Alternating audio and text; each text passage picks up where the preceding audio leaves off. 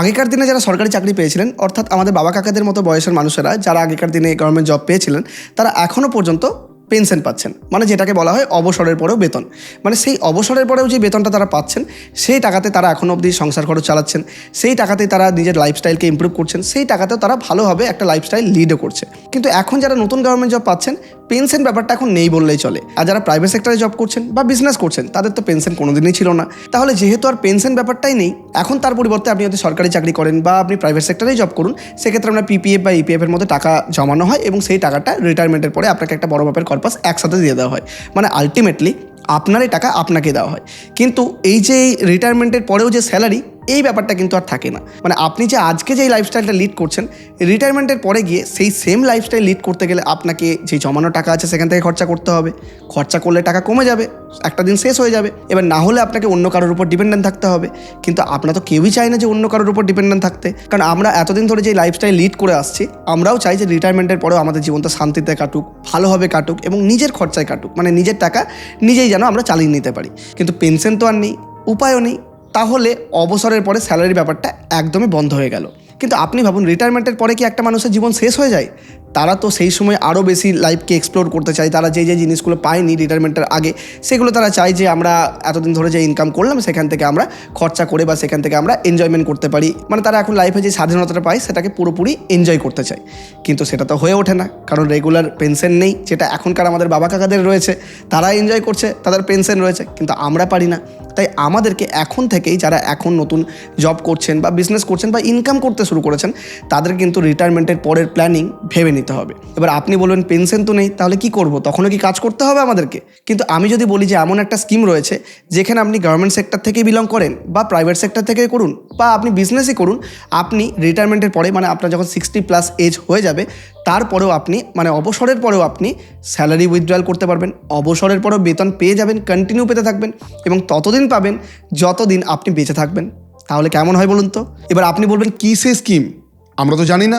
Actually এই স্কিমটা সবার জন্য, যে চায় সেও করতে পারবে। অ্যাকচুয়ালি সবার সামনে রয়েছে এই স্কিম, কিন্তু কেউ যেহেতু এই বিষয়টা জানে না, তাই কেউ এটা ফলোই করে না। কারণ যে কেউ এই স্কিমের মধ্যে রিটায়ারমেন্টের পরেও রেগুলার বেসিসে স্যালারি পেয়ে যাবে এবং গ্যারান্টেড স্যালারি পাবে। ইভেন আজকে যে লাইফস্টাইল আপনি লিড করছেন, সেই সেম লাইফস্টাইল আপনি আগামী দিনেও লিড করতে পারবেন। আর আমি যদি আপনাকে আরও একটা মজার কথা বলি, যে রিটায়ারমেন্টের পরেও আপনি মান্থলি 1,20,000 টাকা স্যালারি তুলতে পারবেন, তাহলে আপনি অবাক হবেন, তাই তো? কিন্তু অ্যাকচুয়ালি আমি আপনাকে এই স্কিমের পুরো প্রসেসটা আজকে বোঝাবো। তাই ভিডিও 1 মিনিটও স্কিপ করবেন না। যারা এখন নতুন ইনকাম করছেন, জব করছেন বা বিজনেসই করছেন, প্রত্যেকের জন্য আজকের ভিডিওটা হবে একদম গোল্ড মাইন। তাই ভিডিও 1 মিনিটও স্কিপ করবেন না। ভিডিওর মধ্যে আপনার জন্য থাকবে আলটিমেট নলেজ। তাই চলুন, অবসরের পরেও অর্থাৎ রিটায়ারমেন্টের পরেও কীভাবে আপনি রেগুলার স্যালারি উইথড্রয়াল করতে পারবেন, সেই স্কিমটা আমরা ডিটেলে বুঝে নিই। দেখুন, আমি ধরে নিচ্ছি যে আপনার এজ আজকে 28 থেকে 30 বছর, মানে আপনি জাস্ট ইনকাম করতে শুরু করেছেন বা নতুন করে গভর্নমেন্ট বা প্রাইভেট সেক্টরে জব করতে শুরু করেছেন।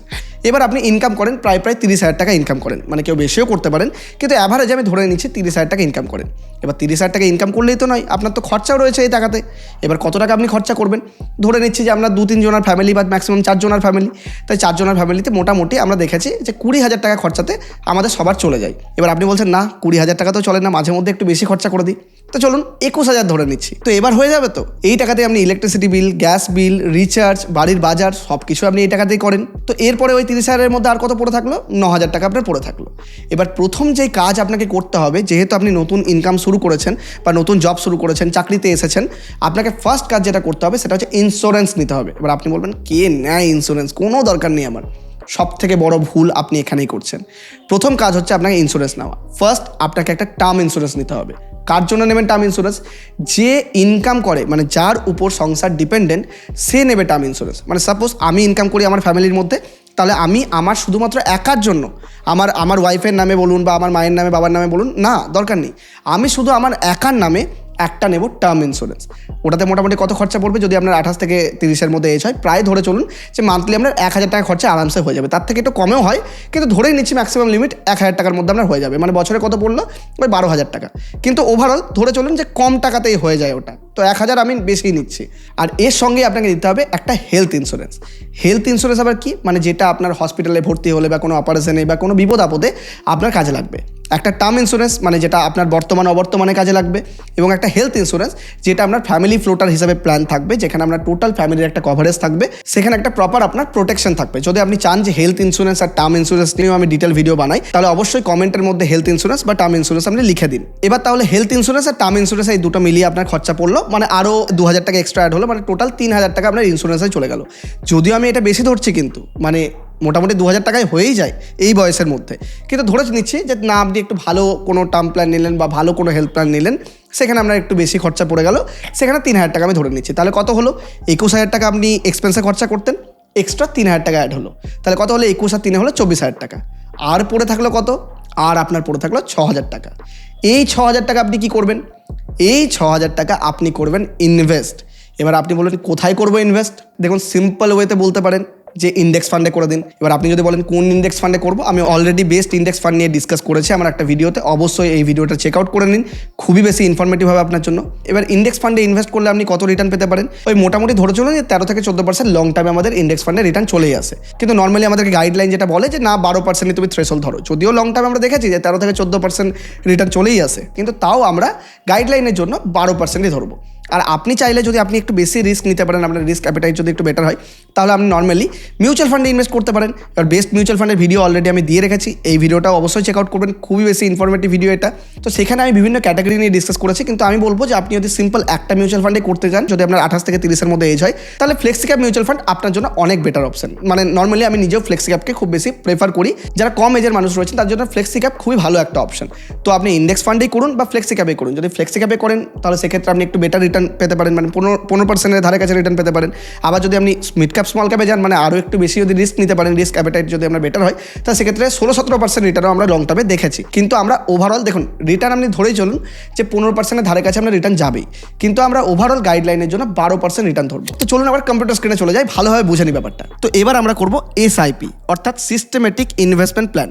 যারা এখনও অবধি স্টক মার্কেটে নতুন রয়েছেন, মিউচুয়াল ফান্ডে নতুন রয়েছেন, বা আজকের ভিডিও থেকে মনে হচ্ছে যে ইনভেস্টমেন্ট করা যেতে পারে, তাহলে অবশ্যই ডিসক্রিপশন আর পিন কমেন্টের মধ্যে আমাদের অ্যাঞ্জেল ওয়ানের লিঙ্ক রয়েছে, অবশ্যই চেক আউট করুন। সেখান থেকে একদম ফ্রিতে উইদাউট এনি এক্সট্রা চার্জেস আপনার অ্যাকাউন্ট ওপেন হয়ে যাবে। এবং আমাদের লিঙ্ক থেকে অ্যাকাউন্ট ওপেন করলে ইন ফিউচার যদি আপনার অ্যাকাউন্ট রিলেটেড যদি কোনো প্রবলেমও হয়, আপনি বুল অফ বেঙ্গল অফিসিয়াল এই ইমেল আইডিতে মেল করবেন, আমরা ডাইরেক্টলি অ্যাঞ্জেল ওয়ান টিমের সাথে কথা বলে আপনার সমস্ত প্রবলেম সলভ করিয়ে দেবো। অ্যাঞ্জেল ওয়ানের মধ্যে আপনি ডাইরেক্ট স্টক মার্কেটেও ইনভেস্ট করতে পারবেন, মিউচুয়াল ফান্ডের মধ্যেও ইনভেস্ট করতে পারবেন, এসআইপিও করতে পারবেন, মানে যেটা আমি এখনই ডিসকাস করছি আপনার সাথে। তো এটাও যদি আপনি করতে চান, ডেসক্রিপশন আর পিন কমেন্টের লিঙ্ক থেকে অ্যাঞ্জেল ওয়ানের অ্যাকাউন্ট অবশ্যই ওপেন করে নিন। তো চলুন, এই যে 6,000 টাকা পড়ে থাকলো, এই 6,000 টাকা আমরা দেখুন স্টেপ আপ এসআইপি ক্যালকুলেটর খুলে নিয়েছি। এই 6,000 টাকা আমরা কি করবো? এই 6,000 টাকা আমরা এসআইপি করবো পার মান্থ। তাহলে আমরা এখানে দিয়ে দিলাম কি 6,000 আমরা এখানে করে নিলাম। সিম্পল, মানে এভরি মান্থ আমরা কত দিচ্ছি? 6,000 টাকা করে অ্যামাউন্ট আমরা এভরি মান্থ এখানে দিয়ে দিচ্ছি। এবার কি দেখুন, এখানে আছে step up percentage. Step up মানে কি, যে প্রত্যেক বছর এই 6,000 অ্যামাউন্টটা আপনি একটু একটু করে বাড়াবেন। এবার আলটিমেটলি আপনি সবাই নতুন নতুন চাকরি পেয়েছেন, মানে আপনি চাকরি করুন বা ব্যবসায় করুন, আমরা আলটিমেটলি তো এভরি ইয়ার ইনকাম কিছু না কিছু বাড়বে। এবং আমি যতটা জানি বা আমার যত বন্ধুবান্ধব আছে সবারই একই কথাই, যে মোটামুটি আমাদের স্যালারি ইনক্রিজ হয়। কারোর ধরুন নতুন স্যালারি ইনক্রিজ যদি কারোর হয় 20%-ও হয়, কারোর 10%-ও হয়, কারোর 7-8%-ও হয়। তো ওভারঅল ধরে চলুন যে ওই 7-8% থেকে শুরু করে 10-20% অব্দি স্যালারি ইনক্রিজ এভরি ইয়ার প্রত্যেকটা মানুষের হয়। অ্যাভারেজে ধরে চলুন যে 7-8% স্যালারি তো ইনক্রিজ হয়।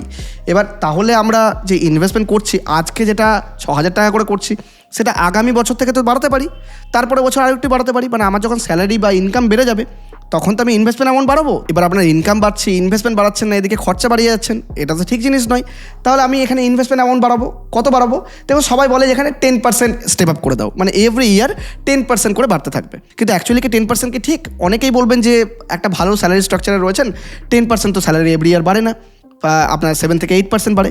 তাহলে আমরা কী করছি? আমরা 5% নিয়ে নিই, 5% করে স্যালারি এভরি ইয়ার ইনক্রিজ করি। কিন্তু না, 5%ও বাড়াবেন না, বিরিয়ানি খাবেন তাই তো ওই টাকায়। তাহলে কী করি? 4% বাড়িয়ে দিই। না, 4%ও হচ্ছে না, আরও কম বাড়াতে যান, বেশি ইনভেস্টমেন্ট করতে যান না।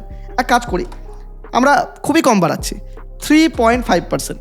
এটুকু তো বাড়ানো যেতে পারে। দেখুন, এবার যেন এটা বলেন না যে প্রত্যেক বছর আমরা 3.5%ও স্যালারি ইনক্রিজ হয় না। আলটিমেটলি ইনফ্লেশনে তো 6%, তো 3.5%ও যদি স্যালারি ইনক্রিজ না হয়, আমি বলবো অবশ্যই জবটাকে সুইচ করুন, কারণ সেই জবের মধ্যে আপনি কোনোদিন ইমপ্রুভ করতেই পারবেন না, মানে নিজের লাইফের গোলই অ্যাচিভ করতে পারবেন না। তো 3.5% ইনক্রিজও যদি আপনাকে এই জবের মধ্যে না দেয় এভরি ইয়ার, তাহলে অবশ্যই সুইচ করে দিন সেই জবটা।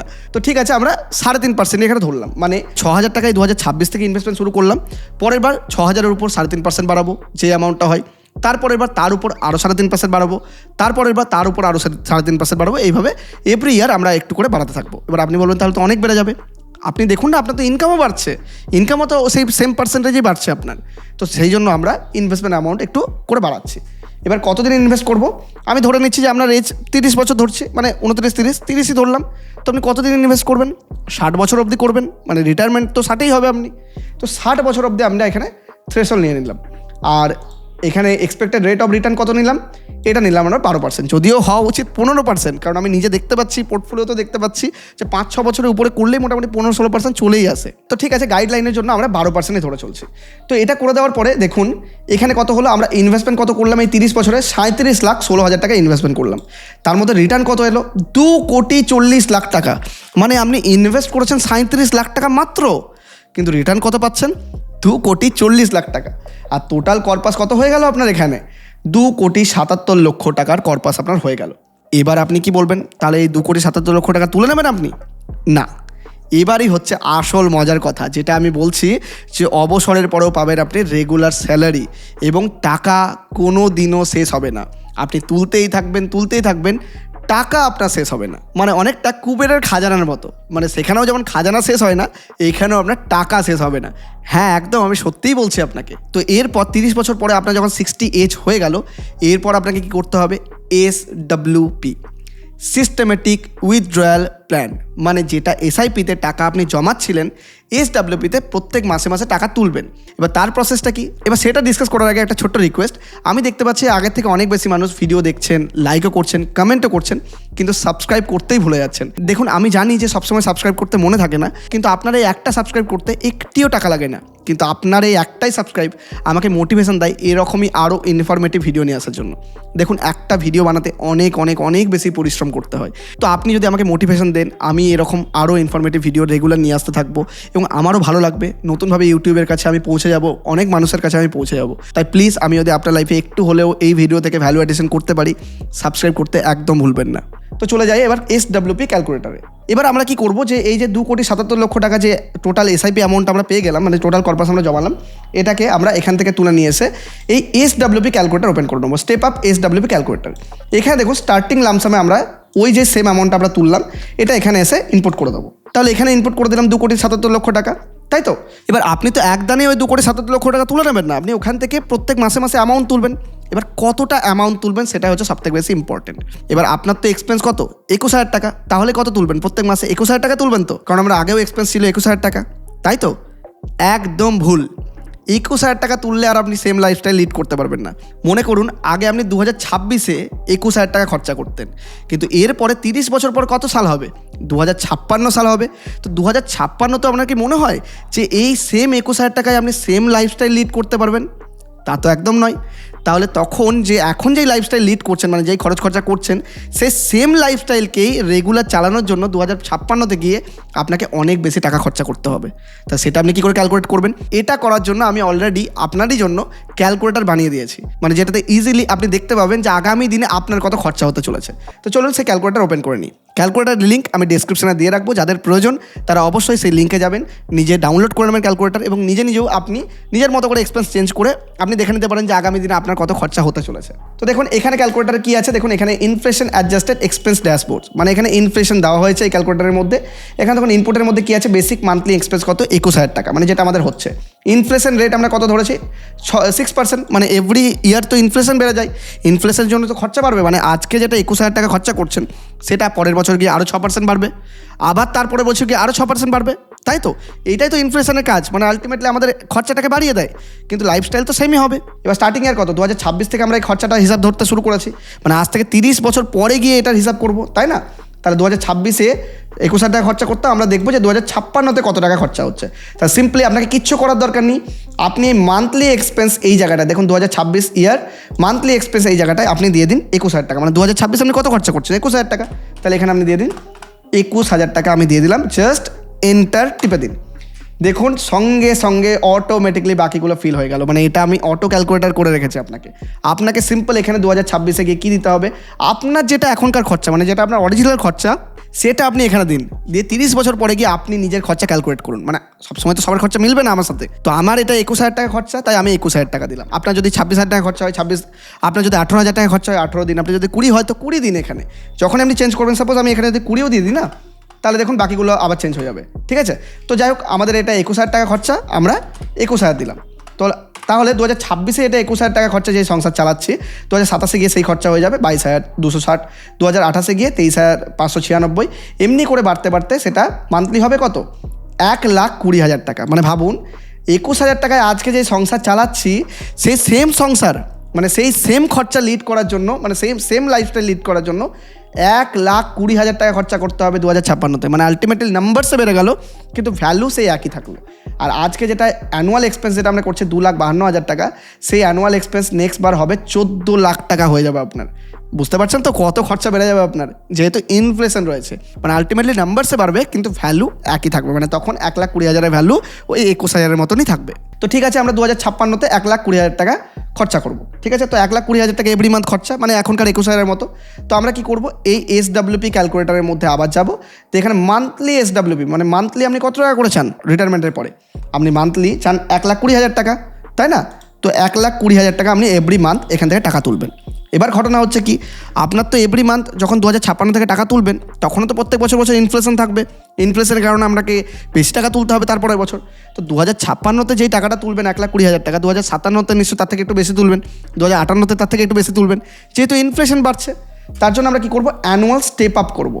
মানে 6% যেহেতু ইনফ্লেশন, তো আমরা ধরে চলছি 6%ই থাকবে।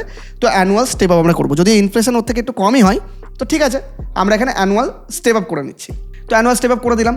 এবার দেখুন এখানে কি আছে, যে রিটার্ন কত, ফিক্সড রিটার্ন। কারণ আপনি যে টাকাটা রাখবেন, মানে এই যে লামসাম অ্যামাউন্ট 2,77,00,000 টাকা, এই টাকাটা তো একদানে তুলে নিলেন না, আপনি তুললেন না, তো থেকে গেল। মানে আপনি 1,20,000 তুললেন, বাকি যেটা থাকলো তার উপর তো 12% রিটার্ন কামাবে। আবার কিছু টাকা তুললেন, যেটা থাকলো তার উপর রিটার্ন থাকবে। মানে আলটিমেটলি আপনি টাকা তুলতেই থাকুন, কিন্তু রিটার্ন তো ওটার উপর আসতে থাকবে। 12% যেটা রেগুলার রিটার্ন আপনি পাচ্ছেন, সেটা তো পেয়েই যাবেন, কারণ সেটা তো আপনার মিউচুয়াল ফান্ডেই রয়েছে সেই টাকাটা। সিম্পল আপনি কেবল SWP এর থ্রুতে, মানে সিস্টেমেটিক উইথড্রয়াল প্ল্যানের থ্রুতে আপনি টাকাটা তুলছেন প্রত্যেক মাসে মাসে, জাস্ট অ্যাজ এ স্যালারি। বোঝাতে পারছি তো ব্যাপারটা? তো দেখুন আমরা কি করবো, expected rate of return same রাখলাম, 12% আমরা এখানে রেখে দিলাম। এবার ঘটনা হচ্ছে কতদিন আপনি এই টাকাটা তুলবেন, মানে 60 বছরের পরে আর কতদিন আপনি বেঁচে থাকবেন। এবার আমাদের ইন্ডিয়ানদের অ্যাভারেজ আয়ু হলো ওই 70 থেকে 80 বছরের মধ্যেই, তাই তো? কিন্তু আমি ধরেই চলছি যে আপনি সেঞ্চুরি পার করে দেবেন, মানে আপনি 100 নট আউট থাকবেন। তাহলে 100 নট আউট থাকতে গেলে আপনাকে 40 বছর টাকা উইথড্রয়াল করতে হবে এভরি মান্থ, তাই তো? তাহলে এটাকে 40 বছর আমরা এখানে নিয়ে নেবো, এটাকে আমরা করে দেবো 40 ইয়ার্স এখানে করে দেবো, ঠিক আছে? আর এখন যেটা ক্যাপিটাল গেইন ট্যাক্স আছে, যা আছে তাই থাকলো 12.5%। যদি এই রেটটা একটু কমানো দরকার, ঠিক আছে, তো ক্যাপিটাল গেইন ট্যাক্স 12.5% আমি ধরে চলছি। আর ইনফ্লেশন তো তখনও কমবে না, তাই ইনফ্লেশন রেটও আমরা এখানে 6% দিয়ে দিলাম। মানে আমরা ইনফ্লেশন রেট যেটা চলছে সেটা দিলাম, আর অ্যানুয়াল স্টেপ অফ ইনফ্লেশনের কারণে এক্সট্রা অ্যামাউন্টটা আমরা করলাম। মানে এই যে 1,00,000 টাকাটা, সেই টাকাটা প্রত্যেক বছর বছর বাড়তেই থাকবে, যেমন যেমন আপনার ইনফ্লেশন বাড়বে। তো ঠিক আছে, এবার দেখি তো এই যে 2,77,00,000 টাকা আমরা জমা করেছিলাম, মনে করুন 2,77,00,000 টাকা কিন্তু কর্পাস। এরপর থেকে কিন্তু আমরা একটা টাকা জমা করিনি, SIP শুধু 30 বছরই চালিয়েছিলাম 2056 অবধি। তারপরে যখন টাকা তুলতে থাকবো তখন তো টাকা শেষ হয়ে যাওয়া দরকার, তাই তো? কি মনে হচ্ছে? কিন্তু আমি আপনাকে বলছি তুলতেই থাকুন, টাকা আর শেষ হবে না। তো দেখুন 100 বছর আপনি বাঁচলেন। এবার এই নিচে গিয়ে দেখুন, এই যে ইয়েলো কালারের লাইনটা দেখতে পাচ্ছেন, এটা হচ্ছে কত টাকা আপনার কাছে পড়ে আছে। আর এই যে ব্লু কালারের লাইনটা মানে কত টাকা আপনি তুললেন। তাহলে আপনি টোটাল কত উইথড্রয়াল করলেন, 22 কোটি টাকা আপনি উইথড্রয়াল করলেন। মানে আলটিমেটলি 2056 পরেও 40 বছর, মানে 2096 অবধি হিসাব করছি আমরা। তো 2096 সালে গিয়ে আপনি 22 কোটি টাকা তুলে ফেলেছেন আপনার অ্যাকাউন্ট থেকে। মানে আপনি জমা করেছিলেন কত, 2,77,00,000 টাকা, আর তুললেন কত, 22 কোটি টাকা। এবার আপনি বলবেন এই তো ম্যাজিক নাকি, এ আবার কী করে হচ্ছে? হ্যাঁ, এটা ম্যাজিক, এটাকেই বলা হয় কম্পাউন্ডিংয়ের ম্যাজিক। আর আপনি চিন্তা করবেন না, এখানে কোনো জিনিস ভুল নেই, এখানে পুরোটাই ম্যাথামেটিক্যাল ক্যালকুলেশন। এখানে যা লেখা আছে সেটাই আপনার সাথে অ্যাকচুয়াল রিয়েলিটিতে হবে।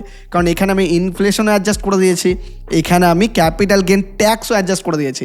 এর আগে একটা ভিডিও বানিয়েছিলাম, সেখানে অনেকে আমাকে বলেছিলেন দাদা ট্যাক্সের কথা তো বললেই না, ইনফ্লেশনের কথা তো বললেই না। তাই আমি আপনাদের জন্য ইনফ্লেশনও নিয়েছি, এবার ট্যাক্সও নিয়েছি, আর কিছু বেঁচে থাকলো না। তাই 22 কোটি টাকা আপনি তুলবেন, তারপরেও আপনার অ্যাকাউন্টে পড়েই থাকবে 21 কোটি টাকা। এবার আপনি ভাবছেন বাপ রে 21 কোটি টাকা পড়ে থাকবে, কিন্তু ওই যা বললাম ইনফ্লেশনও থাকবে তারপরে। তো ইনফ্লেশনের কারণে 21 কোটি টাকার ভ্যালু আর 21 কোটি থাকবে না। এবার আপনি বলবেন তাহলে কত টাকা ভ্যালু থাকলো 21 কোটির? 21 কোটির ইনফ্লেশন অ্যাডজাস্টেড তখনকার ভ্যালু হবে 2 কোটি টাকা। মানে এখন যেটা 2 কোটি টাকার আমাদের ভ্যালু, মানে 2026-এ দাঁড়িয়ে 2 কোটি টাকা থেকে যেরকম আপনি ফিল করছেন, সেটাই 2096 গিয়ে 21 কোটিতে আপনি সেই সেম ফিলিংই পাবেন। মানে আলটিমেটলি 2 কোটি টাকা তো অনেক, তাই না? তো 2 কোটি টাকার ফিলিং পাচ্ছেন, তো যথেষ্ট একটা বড় অ্যামাউন্ট। আর ক্যাপিটাল গেন ট্যাক্সই আপনি দিয়েছেন প্রায় 5 কোটি টাকার উপর ট্যাক্স দিয়েছেন, মানে বুঝুন গভর্নমেন্টকে কত ট্যাক্স দিচ্ছেন। তো তাহলে আমরা কি বুঝলাম? তাহলে আপনি 100 বছর বাঁচবেন, সেঞ্চুরি পার করবেন, তারপরেও আপনার অ্যাকাউন্টে 21 কোটি টাকা পড়ে থাকবে, যেটা ভ্যালু 2 কোটি টাকা। আর সেই টাকা তাহলে কে পাবে? সেই টাকা আপনি নাতিপুতিকে দিয়ে যেতে পারবেন, তাই তো? তাহলে হয়ে গেল তো আপনার ফাইন্যান্সিয়াল প্ল্যানিং। তাহলে এবার বুঝতে পারলেন তো যে অবসরের পরেও বেতন কী করে পাবেন। এই যে স্কিমটা নিয়ে ডিসকাস করলাম, এই স্কিমটা সবার জন্য অ্যাপ্লিকেবল। এমন নয় যে আপনাকে গভর্নমেন্ট চাকরি করতে হবে বা প্রাইভেট সেক্টরে থাকতে হবে বা আপনাকে বিজনেস করতে হবে, সবার জন্য অ্যাপ্লিকেবল। আর যারা এখন থেকে এই ডিসিশনটা সঠিকভাবে নেবেন, তাদেরই কিন্তু ফিউচারে লং টার্মে তাদের কোনো প্রবলেম হবে না। না হলে আপনাকে পরভরসায় থাকতে হবে। আর কথাতেই আছে, পরভরসায় নদীকূলে বাস। কেন নদীকূলে বাস করবেন পরভরসায়? সবসময় নিজের যে ফাইন্যান্সিয়াল সিচুয়েশন, নিজের যে কন্ডিশন, সেটাকে নিজেই ম্যানেজ করুন। আপনি যদি এখন থেকে একটু সঠিক ডিসিশন নিয়ে নিন, তাহলে ইন ফিউচার আপনার সমস্ত কিছু সিকিওর হয়ে যাবে। তাই ফাইন্যান্সিয়াল গোল, ফাইন্যান্সিয়াল প্ল্যানিং, এগুলোর দিকে বিশেষ নজর রাখুন। আর যারা এখনও অবধি এসআইপি শুরু করেননি, আমি বলবো যে ইনকাম করার শুরুর সাথে সাথে এসআইপি শুরু করুন। দেখতে পেলেন তো যে এসআইপির কীরকম ম্যাজিক, কম্পাউন্ডিংয়ের কীরকম ম্যাজিক। রেগুলার আপনি যে 12% রিটার্ন পেয়ে যাচ্ছেন, যদিও আমি 12% কম ধরছি, যদি আপনি 15% রিটার্ন পেতেন, তাহলে বুঝতে পারছেন তো কত বড় অ্যামাউন্ট আপনার হতো। আমি ধরেই নিচ্ছি না, দেখুন আমি 15% একবার ধরে দেখিয়ে দিচ্ছি। এটা 12 জায়গায় আমি নিয়ে নিলাম, জাস্ট আপনি একটু বেশি রিটার্ন পেলেন 15%। তাহলে যেটা 2,77,00,000 টাকা ছিল, সেটা 5 কোটি টাকা হয়ে যেত। আর এই 5 কোটির অ্যামাউন্টটা যদি আমি এখানে দিতাম, তাহলে দেখবেন কত হতো। মানে আপনার এখন তো পড়ে থাকলো ভ্যালুয়েশন ওয়াইজ 2 কোটি টাকা, তখন আপনার হতো অ্যাকচুয়ালি, তখন এই অ্যামাউন্টটা আমরা যদি দিয়ে দিই এখানে 5 কোটি টাকা, তা দেখুন আপনার পড়েই থাকবে তখন 255 কোটি টাকা। অ্যাকচুয়ালি এগুলো অবাক হওয়ার কিছুই নেই। অ্যাকচুয়াল এটা যদি আপনি রেগুলার বেসিসে ইনভেস্টমেন্ট করতে পারেন, মার্কেট পড়ুক বাড়ুক কোনো চিন্তা নেই, এসআইপি করে যান। এটাই আমাদেরকে এসআইপি ফ্লো বলছে, এটাই আমাদেরকে ম্যাথামেটিক্যাল ক্যালকুলেশন বলছে, যার ইনফ্লেশন অ্যাডজাস্টেড ভ্যালু হবে 24 কোটি টাকা। তাই সিম্পলি এসআইপি করতে থাকুন। আর যারা এসআইপি শুরু করেননি, আজই স্টার্ট করুন। আমাদের ডেসক্রিপশন আর পিন কমেন্টের মধ্যে অ্যাঞ্জেল ওয়ানের লিঙ্ক রয়েছে, এখনই ক্লিক করে একদম ফ্রিতে অ্যাকাউন্ট ওপেন করে নিন। অ্যাকাউন্ট ওপেন করতে একদম ভুলবেন না, কারণ আপনি সেখান থেকেই রেগুলার এসআইপি করতে পারবেন, স্টক মার্কেটে ইনভেস্টমেন্ট করতে পারবেন, বা আপনি চাইলে কোনো স্টকের টেকনিক্যাল অ্যানালিসিসও আপনি অ্যাঞ্জেল ওয়ান অ্যাপ থেকেই করতে পারবেন।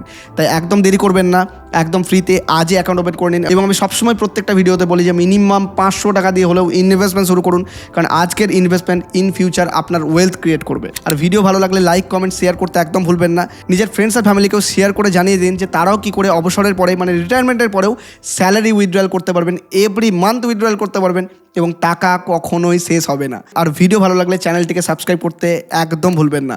অনেক অনেক অনেক ধন্যবাদ।